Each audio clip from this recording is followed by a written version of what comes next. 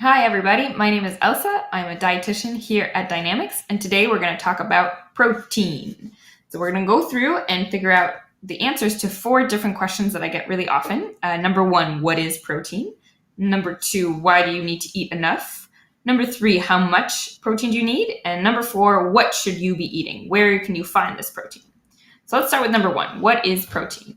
Protein is a macronutrient. These are the nutrients that the body needs in the largest amounts in order to maintain normal growth, normal function, and to keep the body running at its best capacity. So the 3 macronutrients are protein, carbs, and fat. You've probably heard of them.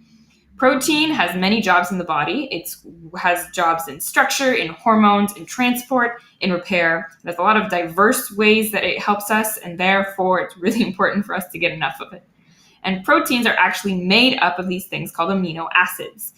Each protein has a bunch of combination of different amino acids, and there are 20 different kinds, which means that we have a really wide variety of what kinds of protein that we can get in the body. Amino acids themselves, I put a little picture of Legos here because we like to think of them as building blocks. We have lots of different combinations depending on the colors, and we get something different each time. So of the amino acids, of the 20 different kinds, there are some that are essential, that we need to go get through food. There are some that are not essential that we don't necessarily need to get in our diet. Our body can produce enough. And there's some that are conditionally essential, which means only when we're really sick or stressed, that's physical stress or trauma, that we need to go get it outside of the body in terms of getting it through diet. So the 9 essential amino acids are the ones that are really important to get in our diet. The 11 non-essential ones we don't really need to worry about. And the 7 conditionally essential ones are ones that we kind of have to go get in times of sickness or in times of trauma. So that's what protein is, what it's made out of. Now, why is eating protein important? There are 5 main reasons why protein is a really important part of our diet. Number 1, it satisfies hunger. Here's a picture of pasta here. It's not by accident. Lots of times if people just have a big plate of pasta, maybe with some sauce and nothing else, that's only carbs. So when we only have carbs, that gets digested rather quickly. It goes into the bloodstream. It gives us some energy, but then our hunger kicks back in maybe an hour or 2 later. Protein gets digested much slower, and therefore it can satisfy hunger. When we incorporate it into every meal, it lets us have smaller portions. We're able to eat more slowly without getting hungry right away. Number 2, it builds and maintains muscle. Protein is essential for building muscle and for maintaining muscle mass. Number 3, it boosts metabolism. So our metabolism is based off of how much muscle we have in our body. That's how many calories we need to eat. That's how many calories we burn in a day. Eating more protein actually requires the body to burn more calories in order to digest that protein. And like we saw, if it builds and maintains our muscle mass, the more muscle we have, the more calories we're going to burn. So that's how metabolism is affected by protein. 4, it repairs bodily tissues. When you have some kind of accident or some kind of injury to your body, protein is really important to help repair the tissues, to help that process accelerate, to help that process stay on track. And number 5, health with aging. Having a solid muscle mass as you get older is one of the best things you can do for your health. It's one of the best ways to avoid disease because the muscle mass is what keeps you healthy. It's what keeps your body going. Eating enough protein is really important in order to build and maintain that muscle mass. Additionally, eating enough protein is really healthy for your bones.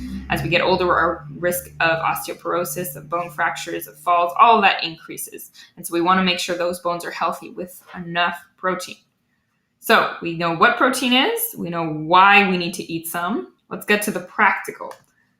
How much? This is a question I get almost every day by anybody and everybody. How much protein do you need to eat?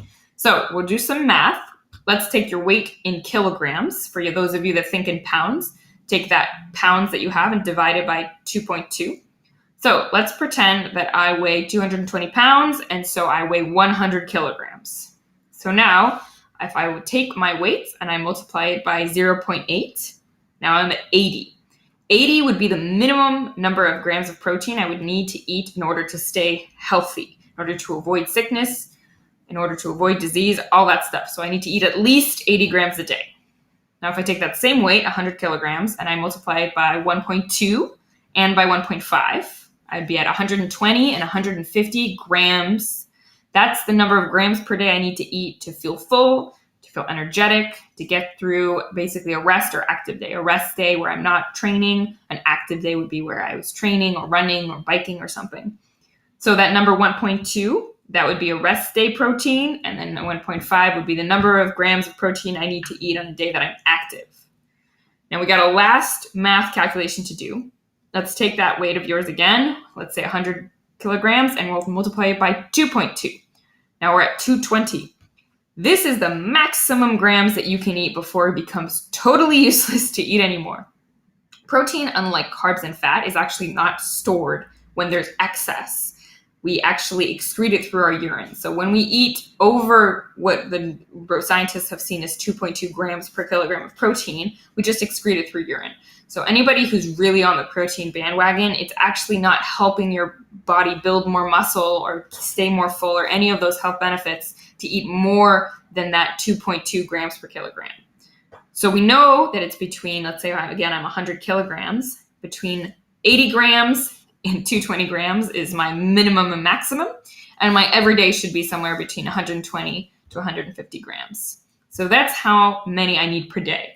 And now you're going to say, but Elsa, what does that mean? What is 1 gram? Where do I find it? I still got you covered. So what should you be eating to meet your protein needs? You need to target, in terms of numbers, 20 to 30 grams of protein at each meal, assuming you're eating about 3 meals a day. You need to target 5 to 10 grams. It could be more for some people, maybe 10 to 15 grams at each snack. Just like at some meals, it could be 40 grams if you need. Make sure you take your own calculation into consideration at each. So you need 5 to 10 at each snack. And then on those days where you're training, you're being extra active, you need an extra 10 to 20 grams because you're using your muscles, you're using your body more. So that gives you a general overview. So now what does this look like? What does 20 to 30 grams of protein look like at a meal? What does 5 to 10 grams look like at a snack? I got you.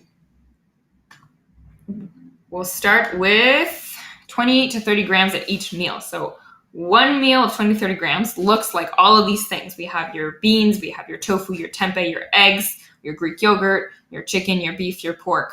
In general, everything that has protein tends to come, any high protein foods are a lot of animal foods. So chicken, beef, pork, salmon, shrimp, fish, all of those meats. Essentially, meats of many different kind of animals have a lot of protein. A lot of dairy has protein, eggs, Greek yogurt, and then a lot of soy-based foods like tofu, tempeh have protein. And finally, we have beans that are a great source of protein, edamame, lentils, chickpeas, etc. So here you have your nice little list here. Basically, what you could do is take a picture, take a screenshot, kind of try to include these foods at every single meal you have, and then you'll be sure that if you're having about 3 meals a day, you're going to get enough of this protein. In terms of snacks, having 1 to 2 snacks a day can help you reach your protein goals as well as keep you full as you're kind of breaking up the time between meals. We want to make sure we're eating every 3 to 4 hours. So 5 to 10 grams of protein looks something like this. We have our cheese, our nuts, our seeds, again, Greek yogurt or cottage cheese. We have some nut butter. We can do hummus. We can do eggs. We can do turkey slices. We can also do ham slices. Additionally, you could go back to this page and just take any one of these things and cut them in half. Traditional snack foods tend to be more what we see on this page, this kind of cheese, nuts, dairy, hummus type of thing, but there's nothing stopping you from doing a small portion of your lunch leftovers as a snack. We like to be non-traditional that way. So overall, today we've talked about what is protein, what's it made out of. You figured out why you need to eat some, why it's important to maintain your health and your goals. We figured out how much you need to eat per day. We figured out how much you need to eat per meal. And we figured out where you can find those things. I've included some links and sources up here just so that you can, if you want to research more, if you have more questions, you can go straight there. You can always shoot us an email, text, call, or DM on our lines if you have questions about your own personal situation. As always, if you have questions, you can let us know. Thank you, and we'll see you next time.